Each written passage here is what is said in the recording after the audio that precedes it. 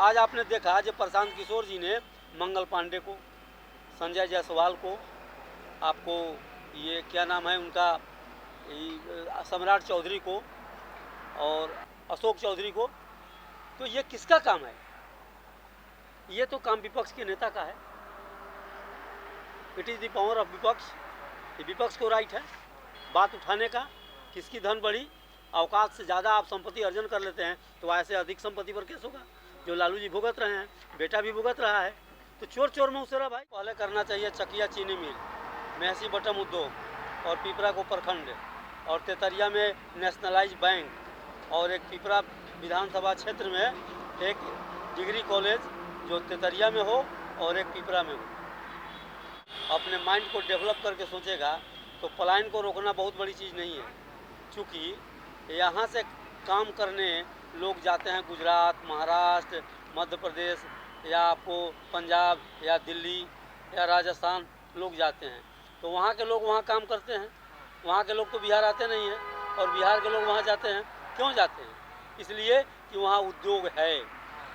और एक छोटा सा उद्योग आप लगा दीजिए तो छोटे से उद्योग जैसे चीनी मिल, 10,000 आदमी का कैपेसिटी है एक चीनी मिल में।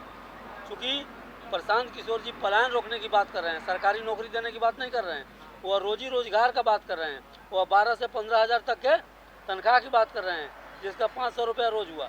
और सरकारी नौकरी का मतलब है जो कम से कम 30,000 से ऊपर।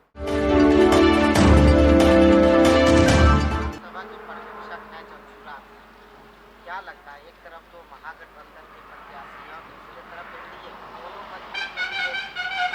कैंडिडेटों के बीच से मुकाबला कर पाना कितना मुश्किल लग रहा है या आसानी? बहुत आसान है, इसलिए कि एंटी इनकम्बेंसी जो है वर्तमान विधायक के साथ है, और जो महागठबंधन का उम्मीदवार है वह बार बार लड़ता है, 2, 4, 5 बार से लड़ता है, लेकिन वह जीत नहीं पाता है, और वह जीतने के लायक भी नहीं है। उसका गतिविधि भी ठीक नहीं है।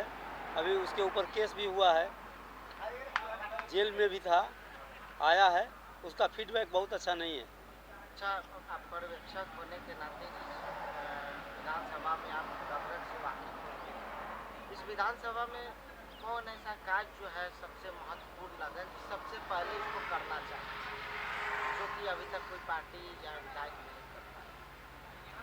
सबसे पहले करना चाहिए चकिया चीनी मिल, मेहसी बटम उद्योग और पिपरा को प्रखंड, और तेतरिया में नेशनलाइज बैंक, और एक पिपरा विधानसभा क्षेत्र में एक डिग्री कॉलेज जो तेतरिया में हो और एक पिपरा में हो। यह अनिवार्य चीज़ है। सर, पिपरा विधानसभा में जो पलायन की स्थिति है उसको लेकर के आपके पार्टी क्या सोचती है, उसको कैसे आगे? बहुत आसान सा तरीका है।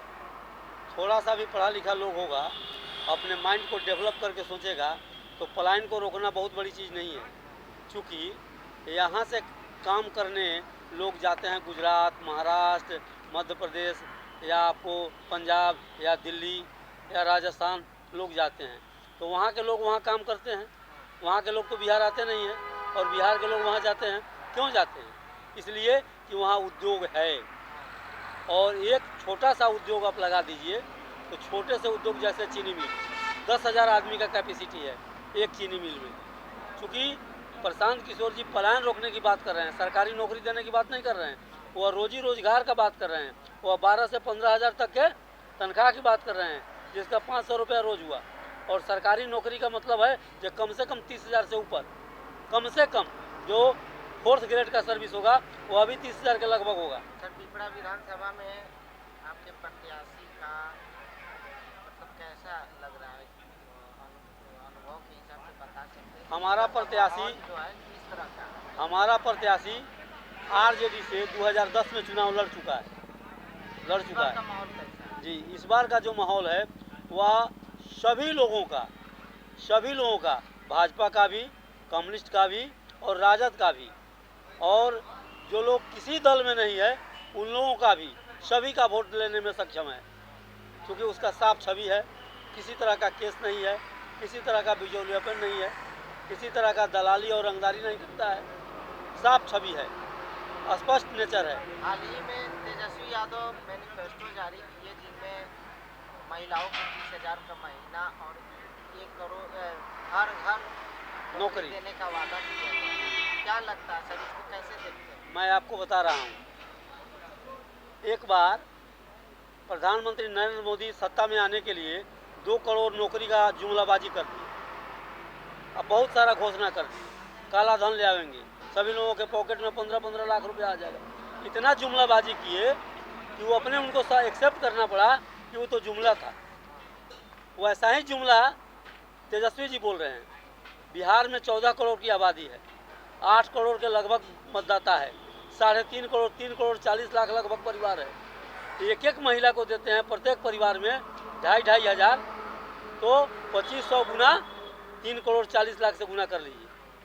और एक एक आदमी को सर्विस देते हैं तो सबसे कम यदि 4th ग्रेड का सर्विस देते हैं सरकारी, तो 4th ग्रेड का सर्विस लगभग 22,500 से शुरू होता है, स्टार्ट होता है। तो 22,500 से गुना कर लीजिए 3.5 लाख परिवार में क्या होता है। और 3,40,000 करोड़ का बजट है बिहार का। पता चलेगा कि यह बजट हो जाएगा 12,30,40,000 करोड़ का। कहाँ से आएगा पैसा? ये तो बिल्कुल जुमलेबाजी है, बिल्कुल धोखा देना है। ये तो अयोग्य का निशानी है, अयोग्यता का निशानी है। तो वो तो बोल रहे हैं कि हम पहले बताएंगे, मेरा मैनिफेस्टो चोरी हो जाता है, जीतेंगे कैसे करेंगे वो हमको पता है। झूठ बोल रहे हैं, धोखा दे रहे हैं, जुमलेबाजी कर रहे हैं, बाप के पदचिन्ह पर चल रहे हैं। पिताजी उनका कितना सर्विस दी? उनके पिताजी, उनकी माता 15 साल तो रही है ना। बोल रहे हैं कि हमने जो वादा किया था 17 महीना में करके दिखाया। अच्छा, आप बताइए वो क्या थे 17 महीना में? उप मुख्यमंत्री, पीडब्ल्यूडी के मंत्री। क्या उप मुख्यमंत्री को और पीडब्ल्यूडी के मंत्री को नौकरी देने का पावर है? जो विभाग में नौकरी है पावर कहीं? वो सब विभाग मेरे पार्टी को मिला। ठीक है, लेकिन जब तक कैबिनेट का डिसीजन नहीं होगा और कैबिनेट में जब जो होम मंत्रालय से गाइड होता है कैबिनेट, वो होम मंत्रालय का दस्तखत नहीं होगा और उसके बाद चीफ मिनिस्टर पर नहीं जाएगा और चीफ मिनिस्टर दस्तखत नहीं करेगा और राज्यपाल के यहाँ नहीं जाएगा, वो उसकी स्वीकृति नहीं देगा, तब तक वैकेंसी नहीं आउट होती। तो वो तो आपके नेता पे भी आरोप लगाते हैं कि जैसे आए हैं वैसे चले जाएंगे। जी ठीक है, अच्छी तरह ये भी, इस बात को भी मैं मानता हूँ। यही तो दोनों कारण है जो चोर चोर मुंगेरा भाई। आज आपने देखा जो प्रशांत किशोर जी ने मंगल पांडे को, संजय जायसवाल को, आपको ये क्या नाम है उनका, सम्राट चौधरी को, और हम कैसे बोलेंगे कि आप ऐसे अधिक संपत्ति का अर्जन किए हैं? कैसे बोलेंगे? ना तो लोग हमको भी बोलेगा। एक तो जंगल राज से परिभाषित होते हैं और दूसरे कहेंगे जे आप दूसरे को खोजने चले हैं। पहले आप जिस चीज़ में केस पर आप बेल पर है, पीआर बाउंड पर है, उसका तो सामना कीजिए। तो बोल रहे हैं कि जिस समय ये चारा घोटाला के बाद हुआ था उस समय तो बहुत चर्चा थी, तो हम इसमें कैसे इन्वॉल्व हो सकते हैं? वो सोची समझी शादी से बिल्कुल गलत है। भैंसा कहीं टेम्पो पर लादा जाता है। रुपया का लूट था, रुपया लूटा गया और जिसने चिट्ठी लिख दिया और उनकी चिट्ठी पकड़ी गई जगन्नाथ मिश्रा की, तो चूंकि वह भी अपराध है कि आप विपक्ष के लीडर हैं और आपके सामने चोरी हो रही है और विपक्ष के लीडर को दस्तखत करना पड़ता है कैबिनेट डिसीजन में। जब टोटल पास हो जाता है तो विपक्ष की भी सहमति होती है और यदि उसमें विरोध आप कर दिए तो अभी वह पास समझा जाएगा, लेकिन मीडिया में ये बात आएगी कि विपक्ष के नेता ने इसका विरोध किया। तो आप जब जानते थे कि हाँ घोटाला हो रहा है, चारा घोटाला हो रहा है, इसमें बेईमानी हो रही है, तो आपने उसको प्रदर्शित क्यों नहीं किया? अपने राज्यपाल को लिखा क्यों नहीं? अपने राष्ट्रपति को लिखा क्यों नहीं? अपने प्रधानमंत्री को लिखा क्यों नहीं? इसीलिए आप भी चोर हैं, जिसके चलते उनके पर वो केस हुआ। सर एक आप लोग बार बार आरोप लगाते रहे, आपके पार्टी के जो प्रशांत जी है बार बार कहते नजर आते हैं कांग्रेस के। तो वैसे तो बहुत सारे नेता हैं जिनका जो है देखा जाए तेजस्वी पे जो आईए पास है वो तो जुमलेबाजी कर रहा है। नरेंद्र मोदी को मानक डिग्री है, वह एमए पास कॉलेज में नहीं किए हैं, वह बीए पास कॉलेज में नहीं किए हैं, वह मुख्यमंत्री हुए तो उनको मानक डिग्री मिला। क्योंकि मैं देखा हूँ, मैं 45 साल बीजेपी में रहा हूँ, मैं देखा हूँ कि जब LK आडवाणी अरेस्ट हुए, मसानजोर गिरी में उनको रखा गया, तो उसका रथ चालक कौन था? उनके गाड़ी का चालक कौन था? यही नरेंद्र मोदी, जो ड्राइवर का काम करते थे। और वहाँ उन्होंने लाल कृष्ण आडवाणी ने भेज दिया चीफ मिनिस्टर बनने के लिए, तो अटल जी उनको हटा रहे थे गोधरा कांड में, यह रहने के लायक नहीं है। फिर भी लाल कृष्ण आडवाणी अड़ गए और कैबिनेट में कहा कि नहीं, इसको रहने दिया जाए, यह सामना करेगा और सही उत्तरदायित्व का निर्वहन करेगा। और हुआ क्या उनके साथ? क्या वह राष्ट्रपति के लायक नहीं थे? और राष्ट्रपति उपराष्ट्रपति के लायक भी नहीं थे, प्रधानमंत्री के भी लायक नहीं थे। उम्र का तकाजा था, उम्र का भी तकाजा नहीं था, उम्र का भी तकाजा नहीं था। 80 वर्ष में तो नरसिम्हा राव बन गए थे प्राइम मिनिस्टर, 77-78 वर्ष में मोरारजी देसाई बन गए थे प्राइम मिनिस्टर, वो तो 75 वर्ष के भी नहीं थे। लेकिन उनके पार्टी के तो अलग संविधान है ना सर। तो संविधान है तो उसी संविधान के ना अट्टे बट्टे हैं मोदी जी भी। 75 वर्ष के हो गए, क्यों नहीं रिजाइन दिया?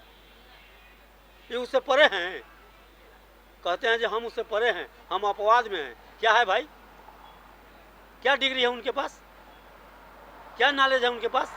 क्या मैनिफेस्टो है उनके पास? क्या देश को प्रगति दे सकते हैं वो? विदेश में जाकर धोखा कर आ जाएंगे, झूठ बोल कर आ जाएंगे।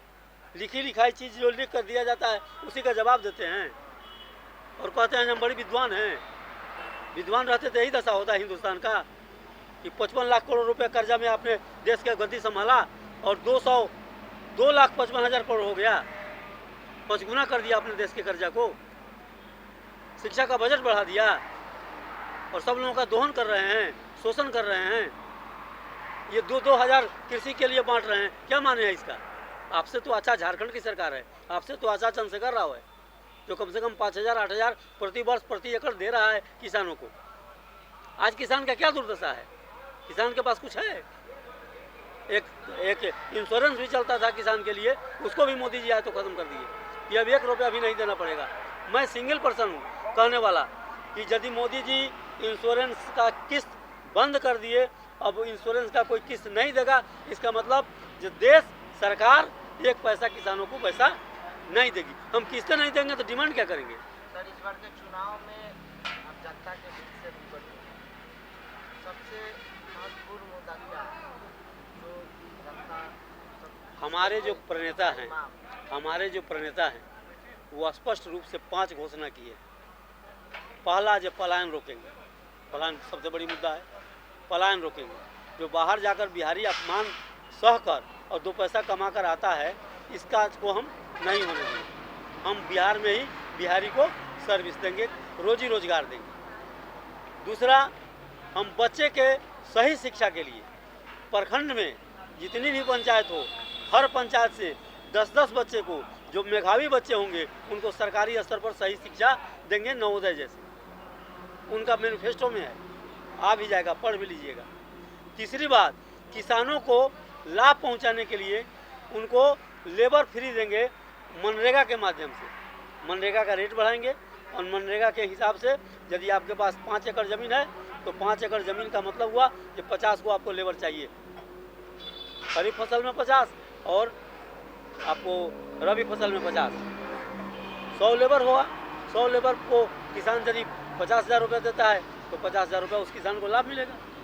अब वो रुपया जिससे लेना चाहे, वह मुखिया से लेना चाहे, पंचायत समिति से लेना चाहे, प्रमुख से लेना चाहे, जिला पार्षद से लेना चाहे या जिला के अध्यक्ष से लेना चाहे, सभी लोगों से तो दुश्मनी नहीं होगी, कहीं 1 आदमी या 2 आदमी से हो सकता है। इसको फ्री कर दिया जाएगा कि आप किससे पैसा लीजिएगा, उनके पैसा जो होगा, उनकी राशि उसके खाते में दिया जाएगा जहाँ से वो लेना पसंद करेंगे, ऐड कर दिया जाएगा। क्या लगता है ये सब मैनिफेस्टो को लेकर जनता के साथ है? जी, निश्चित साथ है। पूर्वी चंपारण की बात करें तो पूर्वी चंपारण में कितने सीटें का अनुमान है कि आपके खाते में? देखिए, हम एक विधानसभा के पर्यवेक्षक हैं, हम अपनी विधानसभा को जानते हैं। हम इस विधानसभा में कई बीजेपी के भी पर्यवेक्षक रहे हैं, प्रभारी भी रहे हैं और अभी जनसुराज के भी प्रभारी हैं। हम इसके पहले इसके कैंडिडेट भी थे। सब चीज़ की जानकारी है, हम चुनाव भी लड़े हुए हैं, हर चीज़ की जानकारी है, जातीय आंकड़ा भी मालूम है, क्या होता है ये सब मालूम है। लेकिन आपको ये स्पष्ट बता देते हैं कि अब की बार जनसुराज पीपरा से चुनाव जीत कर जाएगा विधानसभा में।